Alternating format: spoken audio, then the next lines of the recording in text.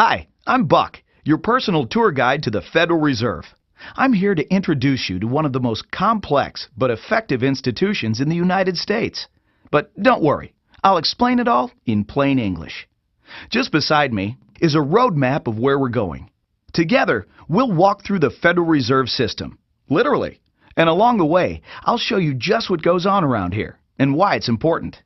By the end of this tour, you too will be able to explain the Federal Reserve in plain English. There is no other agency of government which can overrule actions that we take. There is no other agency of government which can overrule actions that we take. There is no other agency of government which can overrule actions that we take.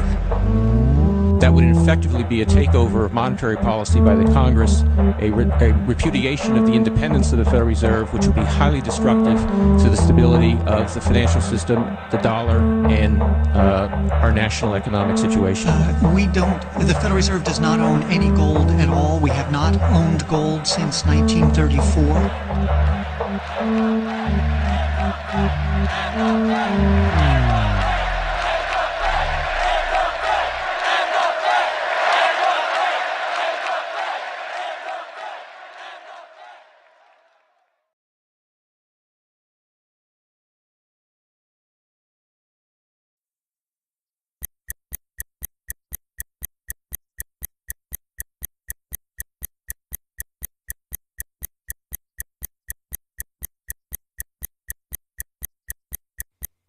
All our lives, we've been told that economics is boring. It's dull. It's not worth the time it takes to understand it. And all our lives, we've been lied to.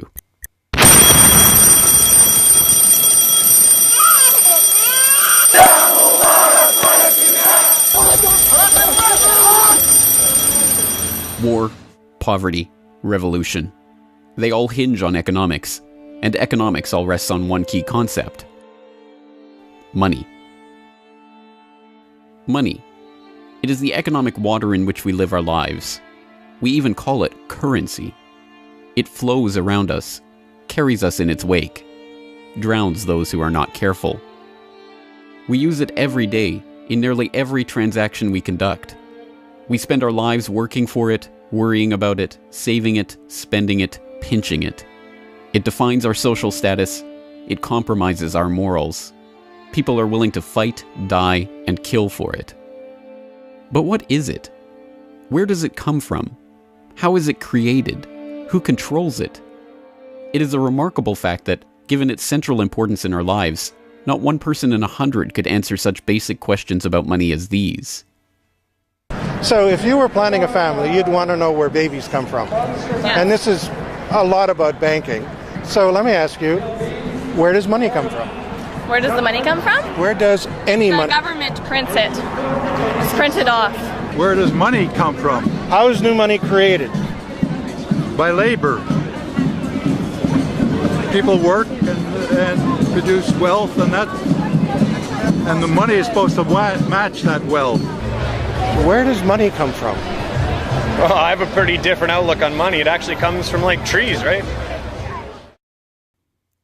But why is this? How could we be so ignorant about a topic of such importance? Where does money come from is a basic, childlike question.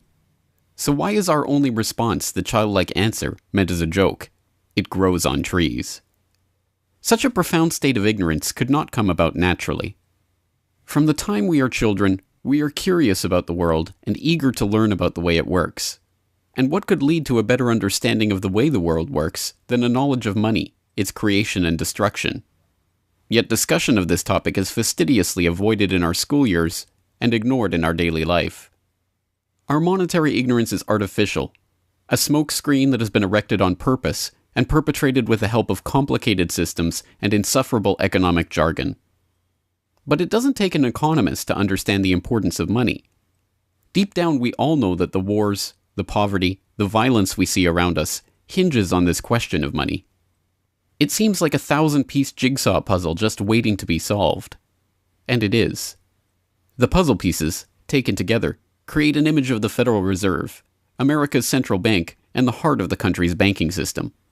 Despite its central importance to the economy, relatively few have heard of it, and fewer still know what it is, despite the bank's attempts at self-description. Our economy runs on a complex system of exchange of goods and services, in which money plays a key part. Coin, currencies, savings, and checking accounts, the overall supply of money is managed by the Federal Reserve. Money is the medium through which economic exchanges take place, and money as a standard of value helps us to set prices for goods and services. The job of managing money, monetary policy, is to preserve the purchasing power of the dollar while ensuring that a sufficient amount of money is available to promote economic growth. The Federal Reserve also promotes the safety and soundness of the institutions where we do our banking. It ensures that the mechanisms by which we make payments, whether by cash, check, or electronic means, operate smoothly and efficiently. And in its fiscal role, acts as the banker for the United States government. Now, these duties comprise the major responsibilities of our central bank. But in order to really understand the Federal Reserve, we must first understand its origins and context. We must deconstruct the puzzle. The first piece of that puzzle lies here, in the White House. This is where the Federal Reserve Act, then known as the Currency Bill, was signed into law after passing the House and Senate in late December 1913. The New York Times of Christmas Eve 1913 described the festive scene. The Christmas spirit pervaded the gathering. While the ceremony was a little less impressive than that of the signing of the Tariff Act on October 3rd last in the same room, the spectators were much more enthusiastic and seized every occasion to applaud. There in the White House that fateful December evening, President Wilson signed away the last veneer of control over the American money supply to a cartel, a well-organized gang of crooks so successful, so cunning, so well hidden that even now, a century later, few know of its existence, let alone the details of its operations. But those details have been openly admitted for decades. Of course, just as we have been taught to find economics boring, we have been taught that this story is boring. This is the way the Federal Reserve itself tells it. The United States was facing severe financial problems. At the turn of the century, most banks were issuing their own currency, called banknotes. The trouble was, currency that was good in one state was sometimes worthless in another. People began to lose confidence in their money, since it was only as sound as the bank that issued it. Fearful that their bank might go out of business, they rushed to exchange their banknotes for gold or silver. By attempting to do so, they created the Panic of 1907. During the panic, people streamed to the banks and demanded their deposits. The banks could not meet the demand. They simply did not have enough gold and silver coin available. Many banks went under. People lost millions of dollars. Businesses suffered. Unemployment rose, and the stability of our economic system was again threatened. Well, this couldn't go on. If the country was going to grow and prosper, some means would have to be found to achieve financial and economic stability. To prevent financial panics like the one in 1907, President Woodrow Wilson signed the Federal Reserve Act into law in 1913. But this is history as told by the victors. A revisionist vision in which the creation of a central bank to control the nation's money supply is merely a boring historical footnote, about as important as the invention of the zipper or an early 20th century hula hoop craze. The truth is that the story of the secret banking conclave that gave birth to that Federal Reserve Act is as exciting and dramatic as any Hollywood screenplay or detective novel yarn, and all the more remarkable for the fact that it is all true. We pick up the story, appropriately enough, under cover of darkness. It was the night of November 22nd, 1910, and a group of the richest and most powerful men in America were boarding a private rail car at an unassuming railroad station in Hoboken, New Jersey.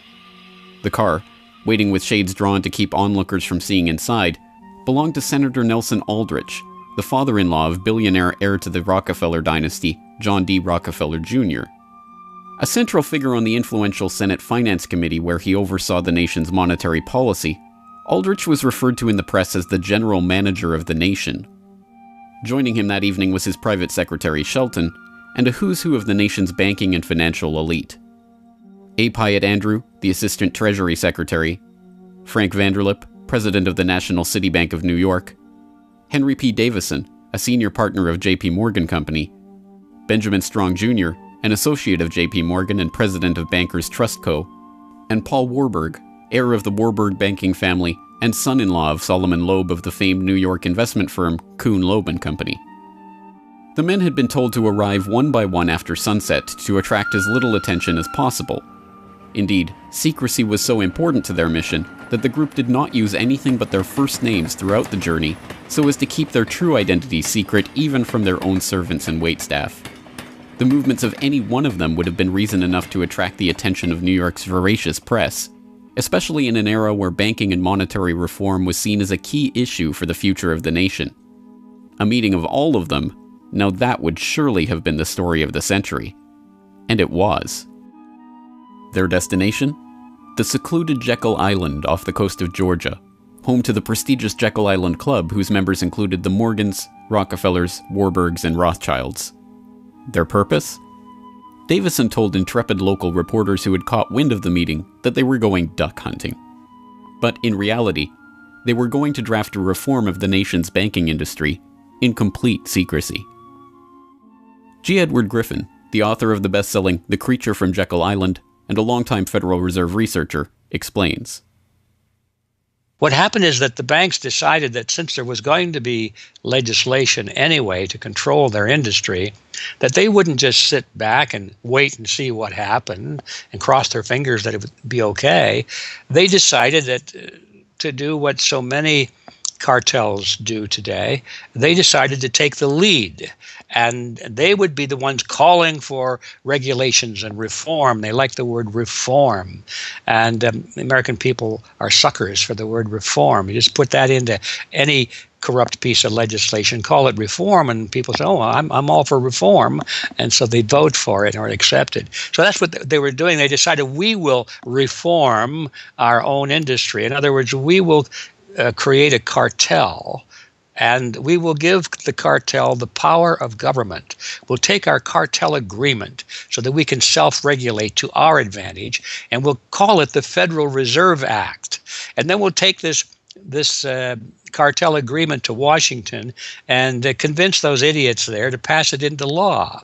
And that basically was the strategy. It was a brilliant strategy. Of course, we see it happening all the time, and certainly in our own day today, we see the same thing happening in other cartelized industry. Right now, we're watching it unfold in the field of healthcare, but at that time, it was banking, all right?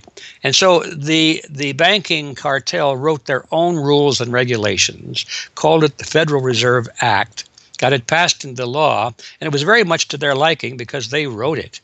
And in essence, what they had created is a set of rules which made it possible for themselves to regulate their industry, but they went even beyond that. In fact, it's clear to me when I was reading their letters and their conversations at the time and the debates that they never dreamed that Congress would go along and also give them the right to issue the nation's money supply. I mean, not only were they now going to regulate their own industry, which is what they started out as wanting to do, but they got this incredible gift that they didn't dream would be given to them, although they were negotiating for it. And that was Congress gave them the authority to issue the nation's money. And Congress gave away the sovereign right to issue the nation's money to the private banks. And so all of this was in the Federal Reserve Act, and the American people were joyous because they were told and they were convinced that this was finally a means of controlling this big creature from Jekyll Island. Amazingly enough, they were successful, not just in conspiring to write the legislation that would eventually become the Federal Reserve Act, but in keeping that conspiracy a secret from the public for decades. It was first reported on in 1916 by Bertie Charles Forbes, the financial writer who would later go on to found Forbes magazine. But it was never fully admitted until a quarter century later, when Frank Vanderlip wrote a casual admission of the meeting in the February 9, 1935 edition of the Saturday Evening Post. I was as secretive, indeed as furtive, as any conspirator. I do not feel it is any exaggeration to speak of our secret expedition to Jekyll Island as the occasion of the actual conception of what eventually became the Federal Reserve System. Over the course of their 9 days of deliberation at the Jekyll Island Club, they devised a plan so overarching, so ambitious, that even they could scarcely imagine that it would ever be passed by Congress. As Vanderlip put it, discovery of our plan, we knew, simply must not happen, or else all our time and effort would be wasted. If it were to be exposed publicly that our particular group had got together and written a banking bill, that bill would have no chance whatever of passage by Congress. So what precisely did this conclave of conspirators devise at their Jekyll Island meeting? A plan for a central banking system to be owned by the banks themselves, a system which would organize the nation's banks into a private cartel that would have sole control over the money supply itself. At the end of their 9-day meeting, the bankers and financiers went back to their respective offices content in what they had accomplished. The details of the plan changed between its 1910 drafting and the eventual passage of the Federal Reserve Act, but the essential ideas were there. But ultimately, this scene on Jekyll Island, too, is just one piece of a larger puzzle. And like any other puzzle piece, it has to be seen in its wider context for the bigger picture to become visible. To understand the other pieces of the puzzle and their importance in the creation of the Federal Reserve, we have to travel backward in time. The story begins in late 17th century Europe. The 9 Years' War is raging across the continent as Louis XIV of France finds himself pitted against much of the rest of the continent over his territorial and dynastic claims. King William III of England, devastated by a stunning naval defeat, commits his court to rebuilding the English navy. There's only one problem: money. The government's coffers have been exhausted by the waging of the war, and William's credit is drying up. A Scottish banker, William Patterson, has a banker's solution. A proposal to form a company to lend £1 million to the government at 6% plus £5,000 management fee, with the right of note issue. By 1694, the idea has been slightly revised, a £1.2 million loan at 8% plus £4,000 for management expenses. But it goes ahead. The magnanimously titled Bank of England is created. The name is a carefully constructed lie, designed to make the bank appear to be a government entity. But it is not. It is a private bank owned by private shareholders for their private profit, with a charter from the king that allows them to print the public's money out of thin air and lend it to the crown. What happens here at the birth of the Bank of England in 1694 is the creation of a template that will be repeated in country after country around the world. A privately controlled central bank lending money to the government at interest, money that it prints out of nothing. And the jewel in the crown for the international bankers that creates this system is the future economic powerhouse of the world, the United States. In many important respects, the history of the United States is the history of the struggle of the American people against the banksters that wish to control their money. By the 1780s, with colonies still fighting for independence from the crown, the bankers will get their wish. In 1781, the United States is in financial turmoil. The Continental, the paper currency issued by the Continental Congress to pay for the war, has collapsed from overissue and British counterfeiting. Desperate to find a way to finance the end stages of the war, Congress turns to Robert Morris, a wealthy shipping merchant who was investigated for war profiteering just 2 years earlier. Now, as Superintendent of Finance of the United States from 1781 to 1784, he is regarded as the most powerful man in America, next to General Washington. In his capacity as Superintendent of Finance, Morris argues for the creation of a privately owned central bank deliberately modeled on the Bank of England that the colonies were supposedly fighting against. Congress, backed into a corner by war obligations and forced to do business with the bankers just like King William in the 1690s, acquiesces and charters the Bank of North America as the nation's first central bank. And exactly as the Bank of England came into existence loaning the British Crown £1.2 million, the BNA started business by loaning $1.2 million to Congress. By the end of the war, Morris has fallen out of political favor and the Bank of North America's currency has failed to win over a skeptical public. the BNA is downgraded from a national central bank to a private commercial bank chartered by the state of Pennsylvania. But the bankers have not given up yet. Before the ink is even dry on the Constitution, a group led by Alexander Hamilton is already working on the next privately owned central bank for the newly formed United States of America. So brazen is Hamilton in the forwarding of this agenda that he makes no attempt to hide his aims or those of the banking interests he serves. A national debt, if it is not excessive, will be to us a national blessing, he wrote in a letter to James Duane in 1781. It will be a powerful cement of our union. It will also create a necessity for keeping up taxation to a degree which, without being oppressive, will be a spur to industry. Opposition to Hamilton and his debt-based system for establishing the finances of the U.S. is fierce. Led by Jefferson and Madison, the bankers and their system of debt enslavement is called out for the force of destruction that it is, with Thomas Jefferson writing, "The spirit of war and indictment, since the modern theory of the perpetuation of debt, has drenched the earth with blood and crushed its inhabitants under burdens ever accumulating." Still, Hamilton proves victorious. The first Bank of the United States is chartered in 1791 and follows the pattern of the Bank of England and the Bank of North America almost exactly. A privately owned central bank with the authority to loan money that it creates out of nothing to the government. In fact, it is the very same people behind the new bank as were behind the old Bank of North America.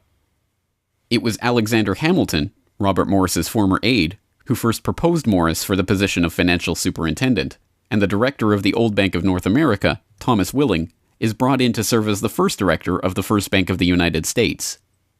Meet the new banking bosses, same as the old banking bosses. In the first 5 years of the bank's existence, the U.S. government borrows $8.2 million from the bank, and prices rise 72%. By 1795, when Hamilton leaves office, the incoming Treasury Secretary announces that the government needs even more money and sells off the government's meager 20% share in the bank, making it a fully private corporation. Once again, the U.S. economy is plundered while the private banking cartel laughs all the way to the bank that they created. By the time the bank's charter comes due for renewal in 1811, the tide has changed for the money interests behind the bank. Hamilton is dead, shot to death in a duel with Aaron Burr. The bank-supporting Federalist Party is out of power. The public are wary of foreign ownership of the central bank, and what's more, don't see the point of a central bank in time of peace. Accordingly, the charter renewal is voted down in the Senate, and the bank is closed in 1811. Less than a year later, the U.S. is once again at war with England. After 2 years of bitter struggle, the public debt of the U.S. has nearly tripled from $45.2 million to $119.2 million. With trade at a standstill, prices soaring, inflation rising, and debt mounting, President Madison signs the charter for the creation of another central bank, the Second Bank of the United States, in 1816. Just like the two central banks before it, it is majority privately owned and is granted the power to loan money that it creates out of thin air to the government. The 20-year bank charter is due to expire in 1836, but still in his first term, President Andrew Jackson has already vowed to let it die prior to renewal. Believing that Jackson won't risk his chance for re-election in 1832 on the issue, the bankers forward a bill to renew the bank's charter in July of that year, 4 years ahead of schedule. Remarkably, Jackson vetoes the renewal charter and stakes his re-election on the people's support of his move. In his veto message, Jackson writes in no uncertain terms about his opposition to the bank. Whatever interest or influence, whether public or private, has given birth to this act, it cannot be found either in the wishes or necessities of the executive department, by which present action is deemed premature, and the powers conferred upon its agent not only unnecessary, but dangerous to the government and country. It is to be regretted that the rich and powerful too often bend the acts of government to their selfish purposes. If we cannot at once, in justice to interests vested under improvident legislation, make our government what it ought to be, we can at least take a stand against all new grants of monopolies and exclusive privileges, against any prostitution of our government to the advancement of the few at the expense of the many, and in favor of compromise and gradual reform in our code of laws and system of political economy. The people side with Jackson, and he's re-elected on the back of his slogan, "Jackson and no bank." The president makes good on his pledge. In 1833, He announces that the government will stop using the bank and will pay off its debt. The bankers retaliate in 1834 by staging a financial crisis and attempting to pin the blame on Jackson, but it's no use. On January 8, 1835, President Jackson succeeds in paying off the debt, and for the first and only time in its history, the United States is free from the debt chain of the bankers. In 1836, the Second Bank of the United States charter expires, and the bank loses its status as America's central bank. It is 77 years before the bankers can regain the jewel in their crown, but it is not for lack of trying. Immediately upon the death of the bank, the banking oligarchs in England react by contracting trade, removing capital from the US, demanding payment in hard currency for all exports, and tightening credit. This results in a financial crisis known as the Panic of 1837, and once again Jackson's campaign to kill the bank is blamed for the crisis. Throughout the late 19th century, the United States is rocked by banking panics brought about by wild banking speculation and sharp contractions in credit. By the dawn of the 20th century, the bulk of the money in the American economy has been centralized in the hands of a small clique of industrial magnates, each with a near monopoly on a sector of the economy. There are the Astors in real estate, the Carnegies and the Schwabs in steel, the Harrimans, Stanfords, and Vanderbilts in railroads, the Millens and the Rockefellers in oil. As all of these families start to consolidate their fortunes, they gravitate naturally to the banking sector. And in this capacity, they form a network of financial interests and institutions that centered largely around one man, banking scion and increasingly America's informal central banker in the absence of a central bank, John Pierpont Morgan. John Pierpont Morgan, or Pierpont as he prefers to be called, is born in Hartford, Connecticut in 1837 to Junius Spencer Morgan, a successful banker and financier. Morgan rides his father's coattails into the banking business, and by 1871 is partnered in his own firm, the firm that was eventually to become J.P. Morgan and Company. It is Morgan who finances Cornelius Vanderbilt's New York Central Railroad. It is Morgan that finances the launch of nearly every major corporation of the period, from AT&T to General Electric to General Motors to DuPont. It is Morgan who buys out Carnegie and creates the United States Steel Corporation, America's first billion-dollar company. It is Morgan who brokers a deal with President Grover Cleveland to save the nation's gold reserves by selling $62 million worth of gold to the Treasury in return for government bonds. And it is Morgan who, in 1907, sets in motion the crisis that leads to the creation of the Federal Reserve. That year, Morgan begins spreading rumors about the precarious finances of the Knickerbocker Trust Company, a Morgan competitor and one of the largest financial institutions in the United States at the time. The resulting crisis, dubbed the Panic of 1907, shakes the U.S. financial system to its core. Morgan puts himself forward as a hero, boldly offering to help underwrite some of the faltering banks and brokerage houses to keep them from going under.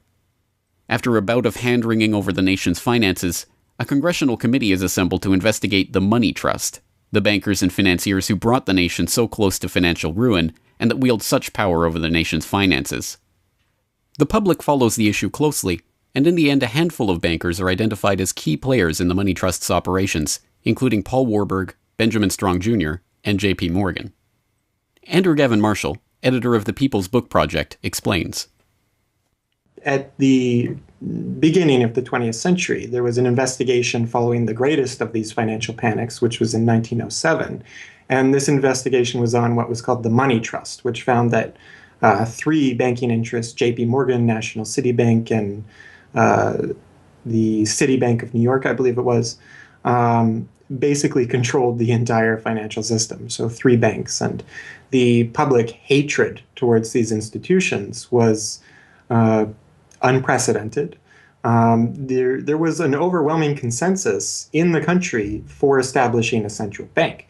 But there were many different interests in pushing this, and everyone had sort of their own specific purpose behind advocating for a central bank. So to represent the most people, you had farmer interests, populists, progressives, who were advocating a central bank because they couldn't take the recurring panics, but they wanted government control of a central bank. They wanted it to be exclusively under the public control because they despised and feared the New York banks as wielding too much influence. So for them, a central bank would be a way to curb the power of these private financial interests. On the other hand, those same financial interests were advocating for a central bank to serve as a source of stability for their control of the system, also to act as a lender of last resort to them, and so that they would never have to face a collapse, but also in order to exert more control through a central bank. The private New York banking community wanted a central bank under the exclusive control of them. There's a shocker. So you had all these various different interests which converged.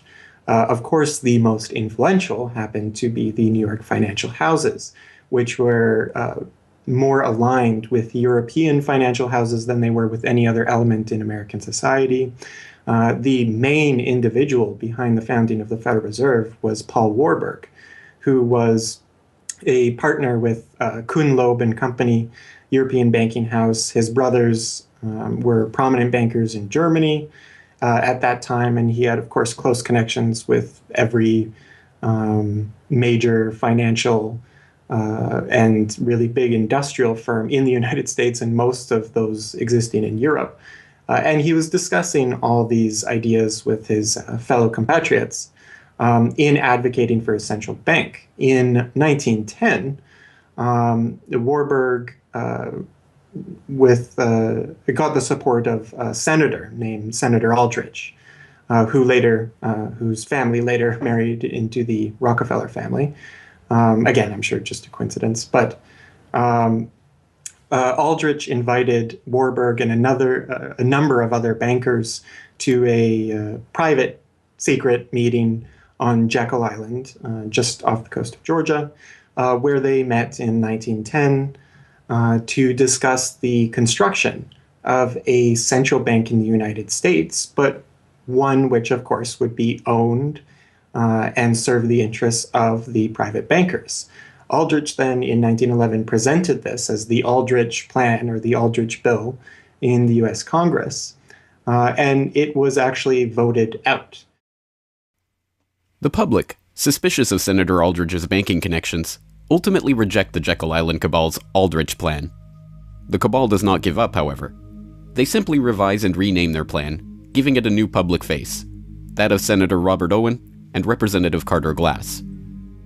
In the end, the money trust that was behind the Panic of 1907 uses the public's own outrage against them to complete their consolidation of control over the banking system.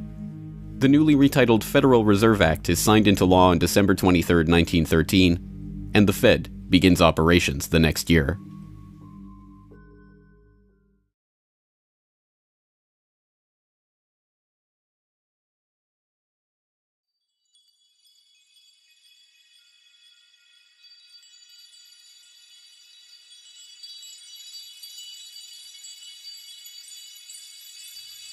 So how does the Federal Reserve System work? What does it do? Who owns and controls it? These are the basic questions that would get to the heart of the fundamental question, what is money? And that is why the answer to these questions have been shrouded in impenetrable economic jargon. Even the Federal Reserve's own educational propaganda, which has an unusual tendency towards cutesy animation and talking down to its audience, has a difficult time summarizing the Fed's mission and responsibilities.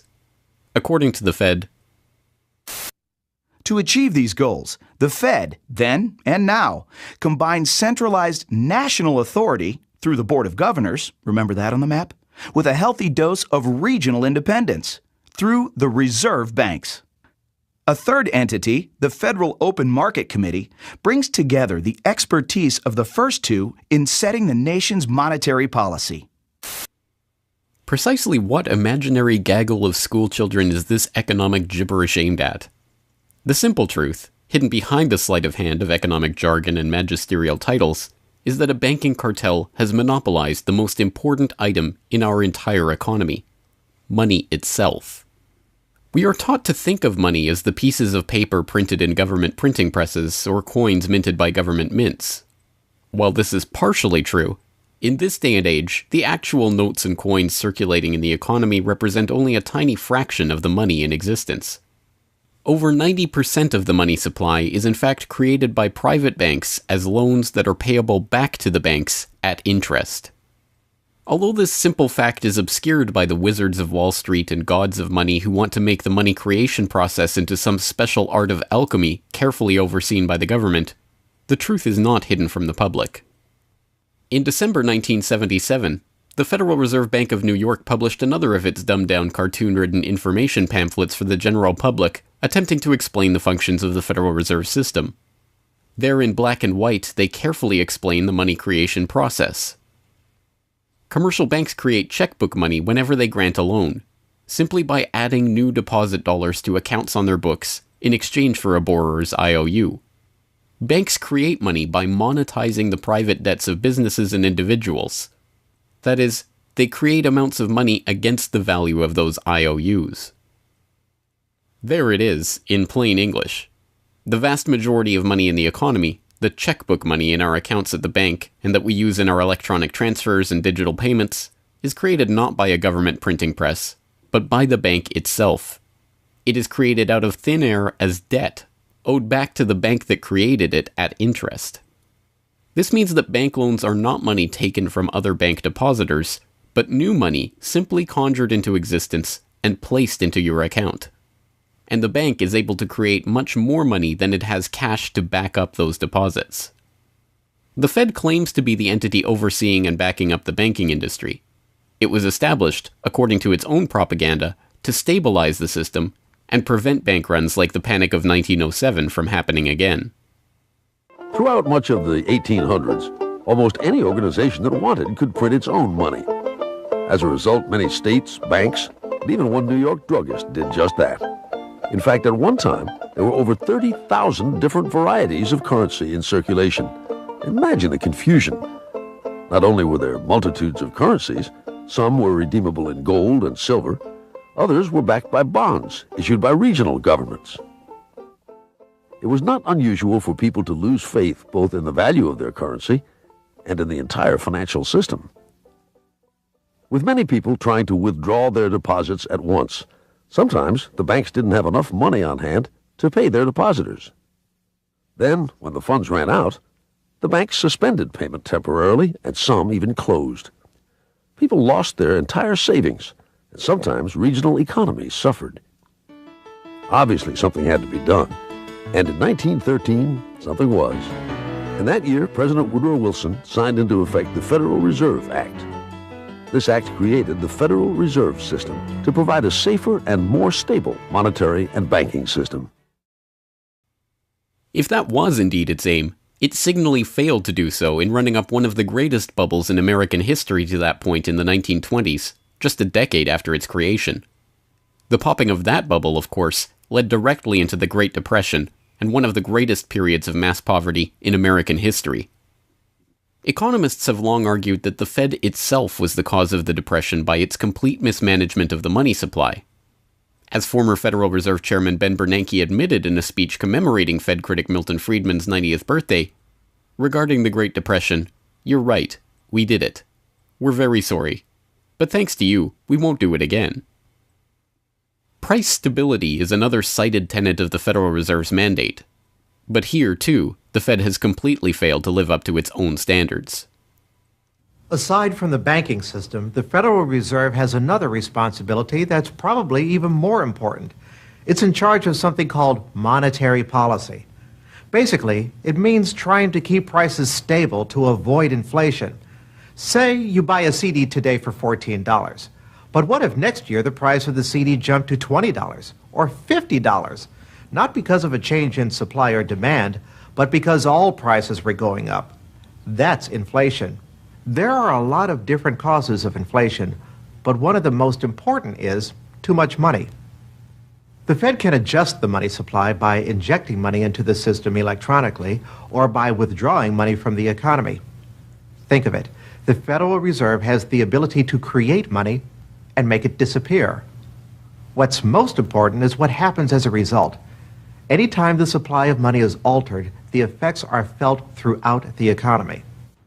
The Fed's methods have changed over time to take advantage of the latest computers and electronics, but its mission remains the same: to aim for stable prices, full employment, and a growing economy.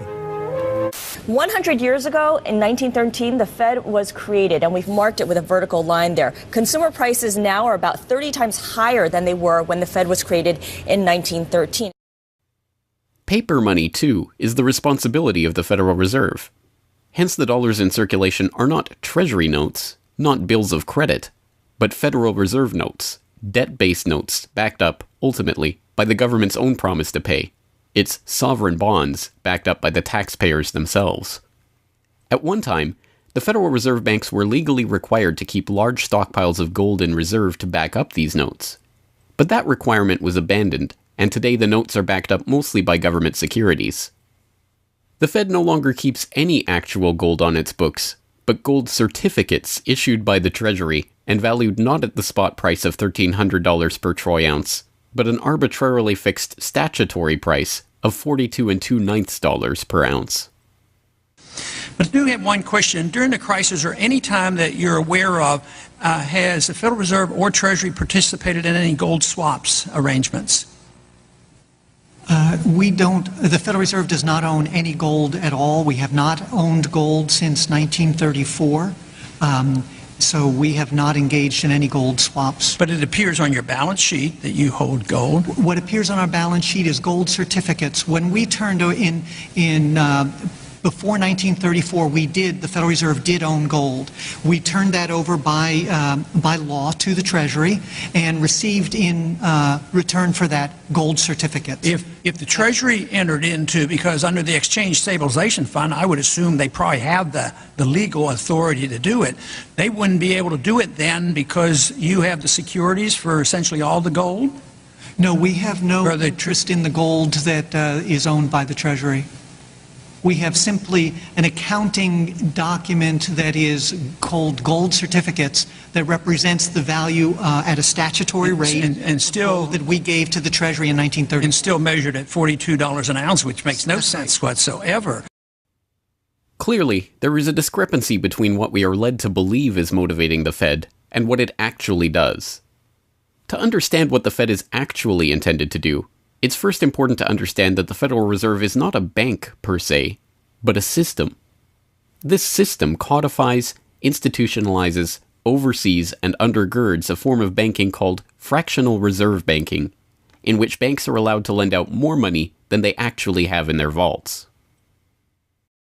The whole process starts, the process of decay and corruption starts with something called fractional reserve banking. That's the technical name for it.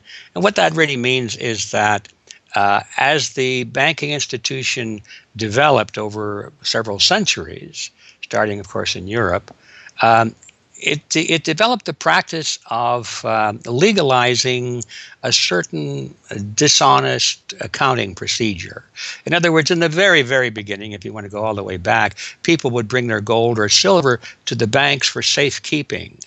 And they'd say, give us a paper receipt. And we don't want to guard our silver and our gold because, people could come in the middle of the night and they could kill us or tie us up and threaten us, and they'll get our gold and silver, so we can't really guard it. We'll take it to the bank and have them guard it, and we just want a paper receipt so that we can take the receipt back and get our gold anytime we want.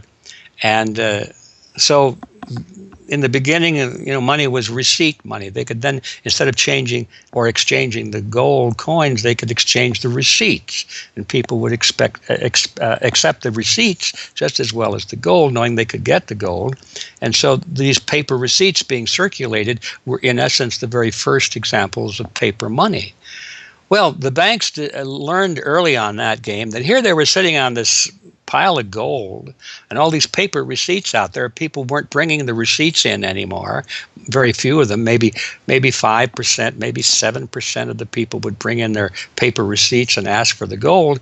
So they said, why don't we just sort of give more receipts out than we have gold? They'll never know because we only are asked at the best 7% of it, so we can create more receipts for gold than we have, and we can collect interest on that because we'll loan that into the economy and we'll charge interest on this money that we don't really have. And it's a pretty good gimmick, don't you think? And they, well, yeah, of course. And so that's how fractional reserve banking started. And now it's institutionalized, and they teach it in school. No one ever questions the integrity of it or the ethics of it. They say, well, that's the way banking works. And isn't it wonderful that we now have this flexible currency and we have prosperity and all of this sort of thing? So it all starts with this concept of fractional reserve banking. The trouble is with that is it works most of the time, but every once in a while, there are a few ripples that come along that are a little bit bigger than the other ripples, and maybe one of them is a wave, and more than 7% will come in and ask for their gold. Maybe 20% will come in, or 30%. And well, now the banks are embarrassed because the fraud is exposed. They say, well, we don't have your gold. What do you mean you don't have my gold? I gave it to you and put it on deposit, and you said you'd safeguard it. Well, we don't have it. We loaned it out. So then the word gets out, and everybody and their uncle comes and lines up for their gold. And of course, they don't have it, and the banks are closed. They have bank holidays, and the banks are embarrassed. They go out of business. People lose their savings, and you have these terrible banking crashes that were ricocheting all around the world prior to this time. And that's what caused the concern. One of the things that caused the concern of the American people, they didn't want that anymore. They wanted to put a stop to that. And that was the whole purpose, supposedly, of the Federal Reserve System, is to put a stop to that. But since the people who designed the plan to put a stop to it were the very ones who were doing it in the first place, you can not be surprised that their solution was not a very good one insofar as the American people were concerned. Their solution was to expand it. Not to control it, but to expand it. See, prior to that time, this little game of fractional reserve banking was localized at the state level. Each state was doing its own little fractional reserve banking system. Each state, in essence, had its own Federal Reserve. Central banks were authorized by state law to do this sort of thing, and that was causing all this problem. And so the Federal Reserve came along and said, well, no, we're not going to do this at the state level anymore because look at all the problem it's causing. We're going to consolidate it all together, and we're going to do it at the national level. The key to this system, of course, is who controls this incredible power to regulate the economy by setting reserve requirements and targeting interest rates. The answer to this question, too, has been deliberately obscured. The Federal Reserve System is a deliberately confusing mishmash of public and private interests, reserve banks, boards and committees, centralized in Washington and spread out across the United States. So you have the Federal Reserve Board in Washington, appointed by the president. That's the only part of this system that is directly dependent upon the government for input. That's the federal part, that the government, the president specifically, gets to choose a few select governors. The 12 regional banks, the most influential of which is the Federal Reserve Bank of New York, essentially based in Wall Street to represent Wall Street, is representative of the major Wall Street banks who own shares in the private, not federal, but private Federal Reserve Bank of New York. All the other regional banks are also private banks. They vary according to how much influence they wield, but the Kansas City Fed is influential, the St. Louis Fed, the Dallas Fed. But the New York Fed is really the center of this system. And precisely because it represents the Wall Street banks who appoint the leadership of the New York Fed. So the New York Fed has a lot of public power, but no public accountability. It has no oversight. It does not answer to Congress the way that the chairman of the Federal Reserve Board of Governors does. And even then, the chairman of the Fed, of the Federal Reserve Board, who is appointed by the president, does not answer to the president. He does not answer to Congress. He goes to Congress to testify, but the policy that they set is independent. So they have no input from the government. The government can't tell them what to do, legally speaking. And of course, they don't. Do you think it would cause problems for the Fed or for the economy if that legislation was to pass? My concern about the legislation is that if the GAO is auditing not only the operational aspects of our programs and the details of the programs, but is making judgments about our policy decisions that would effectively be a takeover of monetary policy by the Congress, a repudiation of the independence of the Federal Reserve, which would be highly destructive to the stability of the financial system, the dollar, and our national economic situation. The Federal Open Market Committee is responsible for setting interest rates. Now, this committee, which is enormously powerful, has as its membership the governor and vice chair of the Federal Reserve Board. But the Federal Open Market Committee, most of the membership is the presidents of the regional Federal Reserve banks representing private interests. So they have significant input into setting the interest rates. Interest rates are not set by a public body, they're set by private financial and corporate interests. And that's whose interests they serve, of course. The reason that the Federal Reserve goes to such great lengths to make its organizational structure as confusing as possible is to cover up the massive conflicts of interest that are at the heart of the system. The fact is that the Federal Reserve System is comprised of a board of governors, 12 regional banks, and an open market committee. The privately owned member banks of each Federal Reserve Bank vote on the majority of the Reserve Bank's directors, and the directors vote on members to serve on the Federal Open Market Committee, which determines monetary policy. What's more, Wall Street is given a prime seat at the table, with tradition holding that the president of the powerful New York Federal Reserve Bank be given the vice chairmanship of the FOMC and be made a permanent committee member. In effect, the private banks are the key determinants in the composition of the FOMC, which regulates the entire economy. According to the Fed, its monetary policy decisions do not have to be approved by the president or anyone else in the executive or legislative branches of government, it does not receive funding appropriated by the Congress, and the terms of the members of the Board of Governors span multiple presidential and congressional terms. Or, in the words of Alan Greenspan, what is the proper relationship, what should be the proper relationship between a chairman of the Fed and a president of the United States? Well, first of all, the Federal Reserve is an independent agency, and that means basically that there is no other agency of government which can overrule actions that we take. The Fed goes on in its self-mythologization to state that it is not a private, profit-making institution. This characterization is dishonest at best, and an outright lie at worst. The regional banks are themselves private corporations, as noted in a 1928 Supreme Court ruling. Instrumentalities like the national banks or the Federal Reserve Banks, in which there are private interests, are not departments of the government. They are private corporations in which the government has an interest. This point is even admitted by the Federal Reserve's own senior counsel.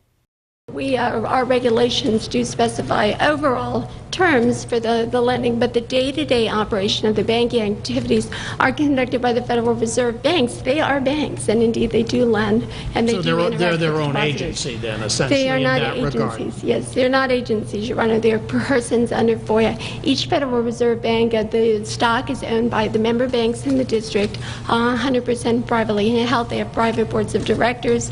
Majority of those boards are appointed by the independent banks, private banks in the district. They are not agencies. These private corporations issue shares that are held by the member banks that make up the system, making the banks the ultimate owners of the Federal Reserve Banks. Although the Fed's profits are returned to the Treasury each year, the member bank shares of the Fed do earn them a 6% dividend. According to the Fed, the fixed nature of these returns means that they are not being held for profit. Despite the dishonest nature of this description, however, it is important to understand that the bankers who own the Federal Reserve indeed do not make their money from the Fed directly. Instead, the benefits are much less obvious and much more insidious. The simplest way that this can be understood is that, as a century of history and a specific example of the last financial crisis shows, the Fed was used as a vehicle to bail out the very bankers who own the Fed banks in the most obvious example of fascistic collusion imaginable. A handful of financial institutions have enriched themselves as a result of institutional speculation on a large scale as well as manipulation of the market. And secondly, what they have done is that they have then gone to their governments and said, well, we are now in a very difficult situation and you need to give us money so that we can retain the stability of the financial system. And who actually lends the money or brokers the public debt? The same financial institutions which are the recipients of the bailout. Okay, and so what you have is a circular process. It's a diabolical process. You're lending money. You're not lending money. You're handing money to the large financial institutions, and then this is leading up to a mounting public debt in the trillions. Okay. And then you say to the financial institutions, we need to establish a new set of treasury bills and government bonds, etc., which of course are sold to the public, but they are always brokered through the financial institutions, which establish their viability and so on and so forth. And the financial institutions will probably buy part of this public debt. So that in effect what the government is doing is financing its own indebtedness through the bailouts. It hands money to the banks, but to hand the money to the banks, it becomes indebted to those same financial institutions, and then it says, well, we now have to emit large amounts of public debt. Please, can you help us? And then the banks will say, well, your books are not quite in order. And then the government will say, well, obviously they're not in order because we've just handed you $1.4 trillion of bailout money, and we're now in a very difficult situation, so we need to borrow money from the people who are, in fact, the recipients of the bailout. So this is really what we're dealing with. We're dealing with a circular process. The 2008 crisis and subsequent bailouts are merely the latest and most brazen examples of the fundamental conflicts of interest at the heart of America's privately owned central banking system.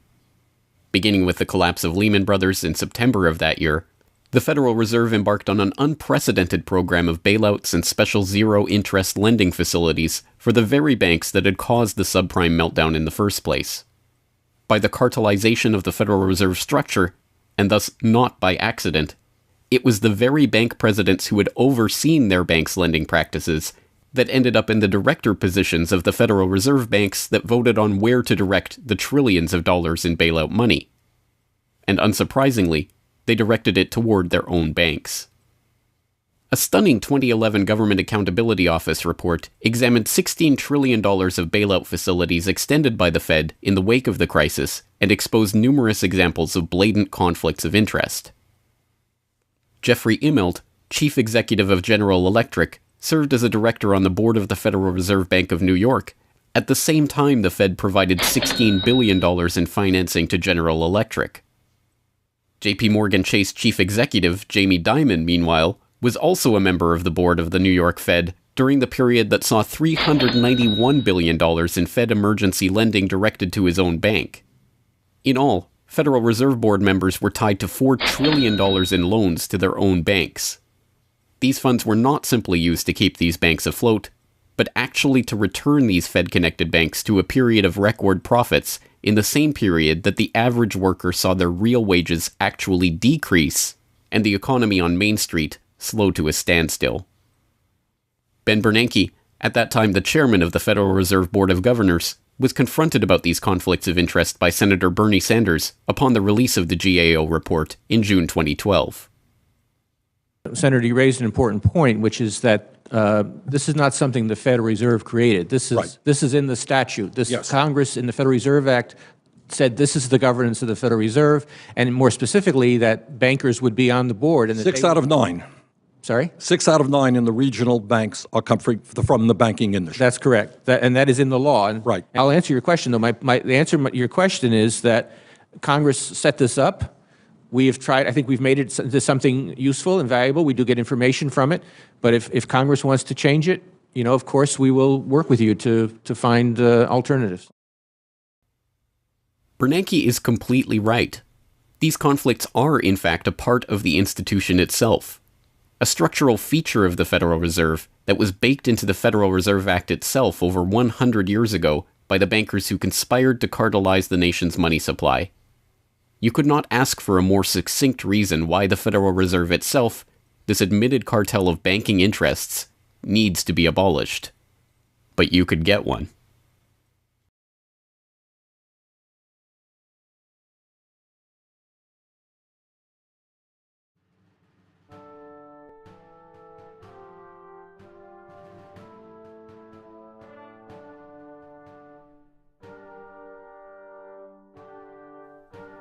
We now know that for centuries, the people of the United States have been at war with the international banking oligarchs. That war was lost, seemingly for good, in 1913, with the creation of the Federal Reserve. With the passage of the Federal Reserve Act, President Woodrow Wilson consigned the American population to a century in which the money supply itself has depended on the whims of the banking cabal. A century of booms and busts, bubbles and depressions, has led to a wholesale redistribution of wealth toward those at the very top of the system. At the bottom, the masses toil in relative poverty, single-income households becoming double-income households out of necessity, their quality of life being slowly eroded as the Federal Reserve notes that pass for dollars are themselves devalued. Worse yet, the fraud itself perpetuates Alexander Hamilton's persistent myth that a national debt is necessary at all. The US is now locked into a system whereby the government issues bonds to generate the funds for their operations, bonds that are backed up by the taxation of the public's own labor. The perpetrators of this fraud, meanwhile, remain in the shadows, largely ignored by a general public that could instantly recognize the latest Hollywood heartthrob or pop idol, but have no clue what the head of Goldman Sachs or the New York Fed does, let alone who they are. This cabal bear allegiance to no nationality, no philosophy or creed, no code of ethics. They are not even motivated by greed, but power. The power that the control of the money supply inevitably brings with it. After a person has all the money in the world that you could possibly use to buy anything you want, what's left to capture your imagination? And the answer, of course, is power. Power over people. Now, money is power over people, but there's another power over people as well, and that is the political power, the social power. And I think this has now become the dominant driving force of these people. They've already got the money. They've got it locked down. Now they're striving for this new world order, as their name for it. They want all of the world into one political unit, which they dominate, not only with money, but with military and psychological means and education and media and propaganda. They want total control over every human on the planet. And by golly, they're moving pretty rapidly in that direction. It did not take long for this lust for power to rear its head. In 1921, just 7 years after the Fed began operations, the same J.P. Morgan-connected banking elite that founded the Federal Reserve incorporated an organization called the Council on Foreign Relations with the goal of taking over the foreign policy apparatus of the United States, including the State Department. In this quest, it was remarkably successful. Although there are only about 4,000 members in the organization today, its membership has included 21 Secretaries of Defense, 18 Treasury Secretaries, 18 Secretaries of State, 16 CIA directors, and many other high-ranking government officials, military officers, business elite, and, of course, bankers. The first director of the CFR was John W. Davis, J.P. Morgan's personal lawyer and a millionaire in his own right. Together with its sister organizations in Britain and elsewhere around the world, these groups would work together toward what they called a new world order of total financial and political control directed by the bankers themselves. As Carroll Quigley, noted Georgetown historian and mentor of Bill Clinton, wrote in his 1966 work, Tragedy and Hope, A History of the World in Our Time, the powers of financial capitalism had a far-reaching aim, nothing less than to create a world system of financial control in private hands, able to dominate the political system of each country and the economy of the world as a whole. This system was to be controlled in a feudalist fashion by the central banks of the world acting in concert, by secret agreements arrived at in frequent private meetings and conferences. The apex of the system was to be the Bank for International Settlements in Basel, Switzerland, a private bank owned and controlled by the world's central banks, which were themselves private corporations. This is why the bankers and their partners in government and business conspired to bring about the 2008 crisis. Not for the pursuit of money, but power. In the same way the bankers used the panic of 1907 to consolidate their control over the money supply, they hope to use the 2008 crisis and subsequent panics, which they themselves have created, to consolidate their political control. The International Summit for the Global Financial Crisis has been expanded from G7 to G20 because the leading 7 developed countries cannot solve the crisis alone. This expanded meeting raises the question whether a new global financial system will be created. So is this some sort of new world order, which Gordon Brown kind of alluded to?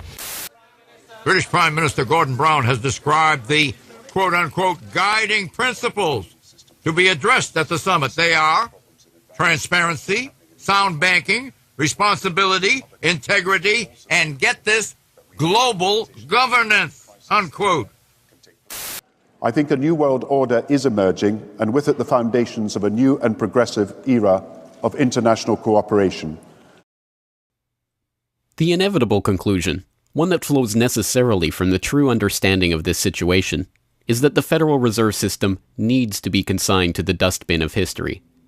After a century of enslavement, it is time for the American public to finally throw off the bankers' debt chains. If there was ever a point in human history to start questioning alternatives, this would be it. And to think that where we are and simply say, oh, well, this is the best of our options. How many of the best options lead to self-destruction? Doesn't sound like a best option.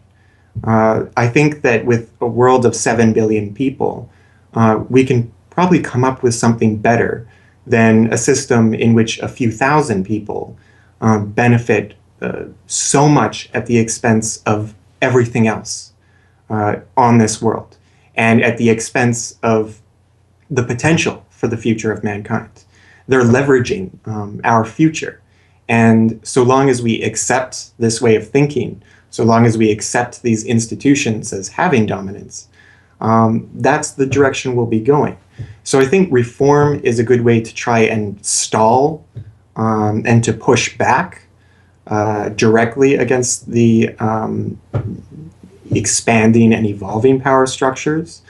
But radical change is what's really needed, and that has to be built from the bottom up. But I think that these two processes can and should go together in parallel.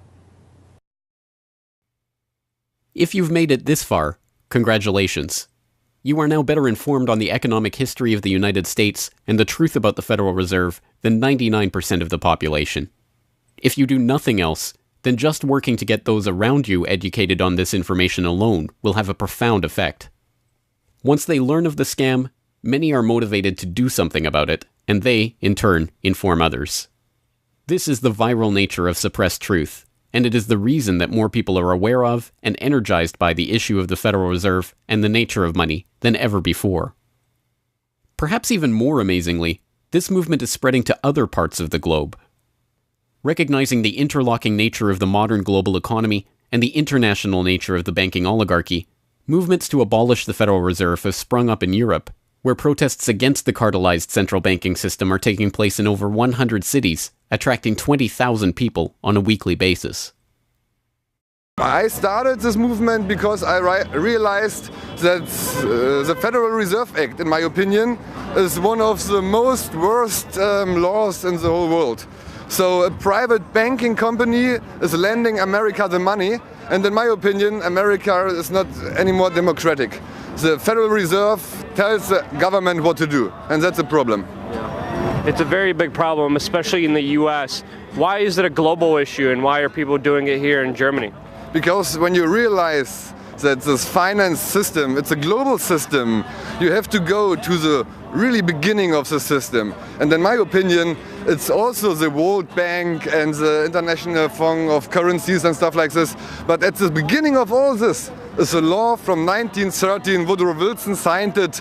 And this is the beginning of all this hardcore capitalism we are suffering right now from. And the only way to stop this is maybe to break this law.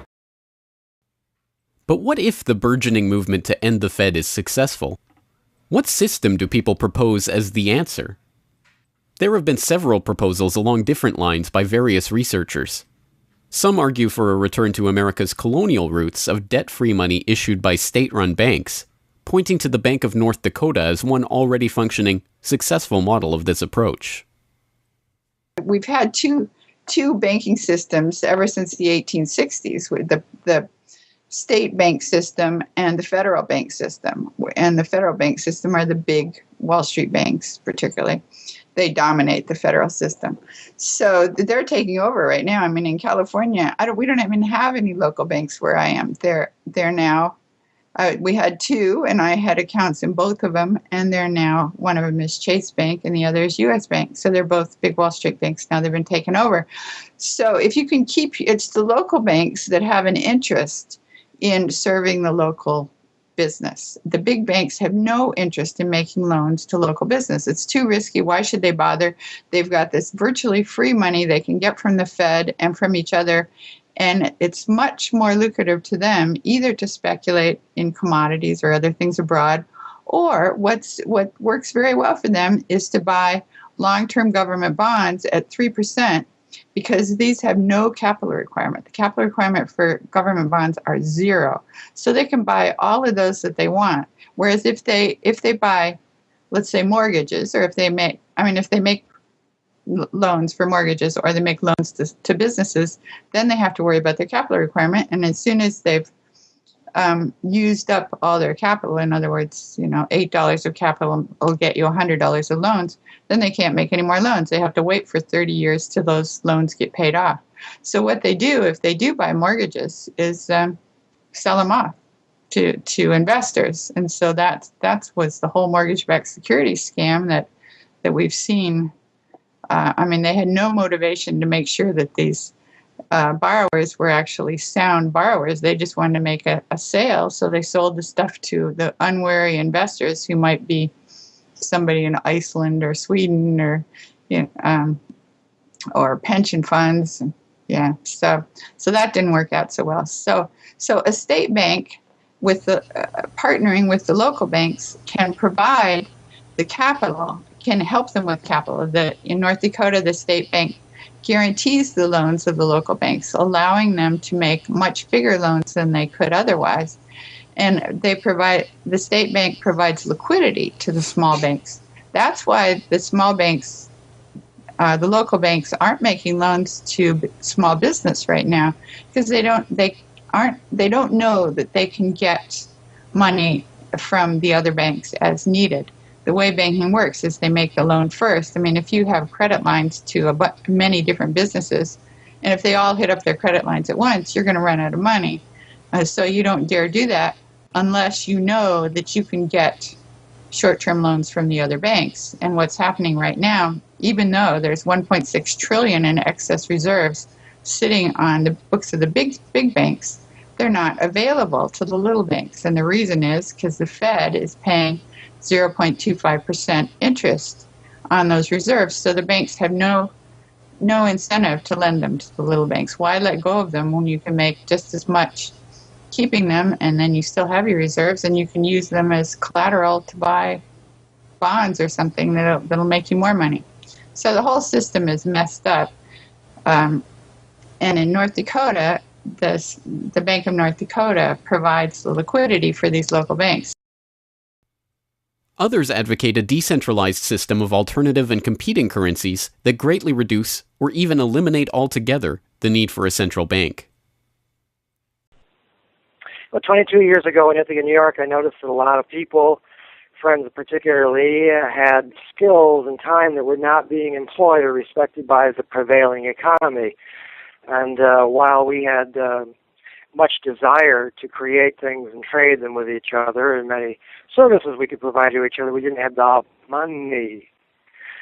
So, since I have a background in graphic design, journalism, and arrogance, I went to my computer and designed paper money for Ithaca, New York. Designed pretty colorful money, with pictures of children, waterfalls, and trolley cars, and denominated in hours of labor. 1 hour note, half hour, quarter, eighth hour note, 2 hour note, and then began to issue to each of the pioneer traders who had agreed to be listed in the directory a specific starter amount. And the game began.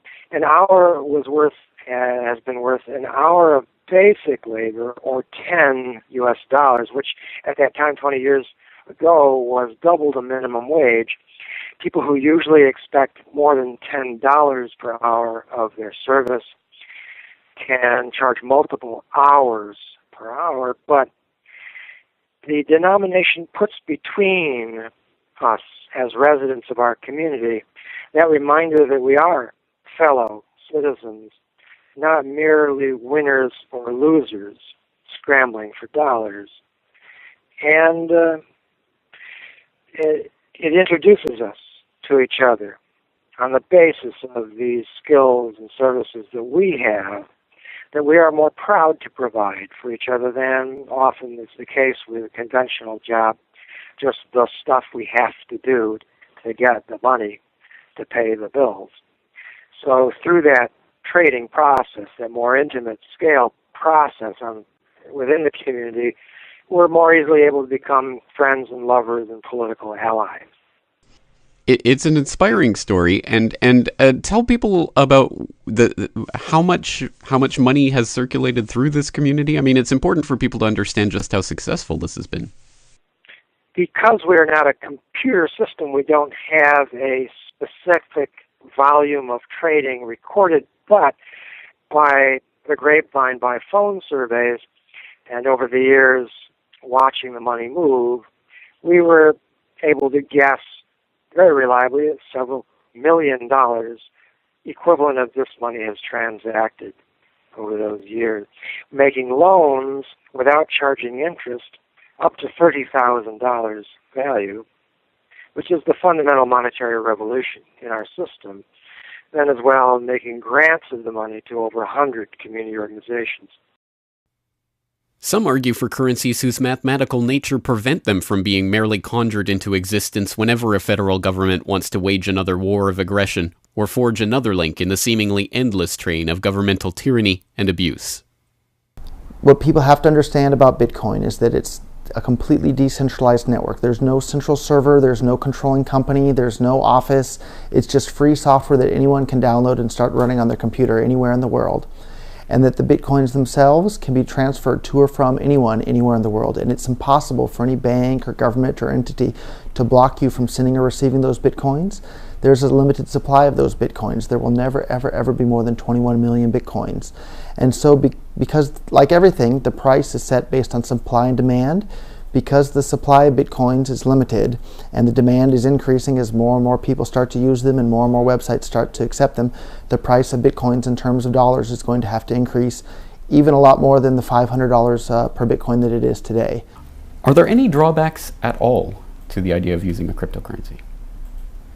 If you're part of the current power elite that can just print money at will to spend on whatever you feel like, then yeah, the world switching over to Bitcoin is probably not going to benefit you. But if you're one of the normal people that aren't working for the Federal Reserve or any central bank that's printing money to pay to your friends and that sort of thing, then a Bitcoin world is a wonderful thing for you.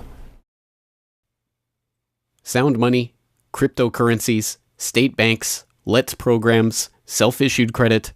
These and many other solutions have all been proposed, and many of them are in use in different localities today. Information on all of these ideas and how they are being applied in various parts of the world are widely available online. The point is that the question of what money is and how it should be created is perhaps the single greatest question facing humanity as a whole, and yet it is one that has been almost completely eliminated from the national conversation. Until recently. End the Fed! End the Fed!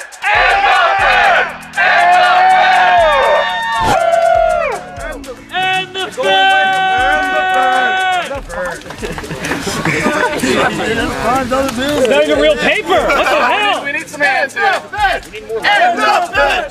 And the Fed! And the Fed!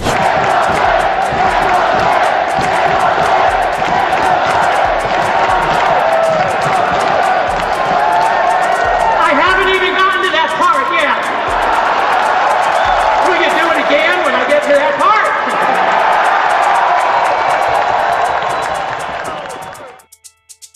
And so the rest of the story is now in our hands.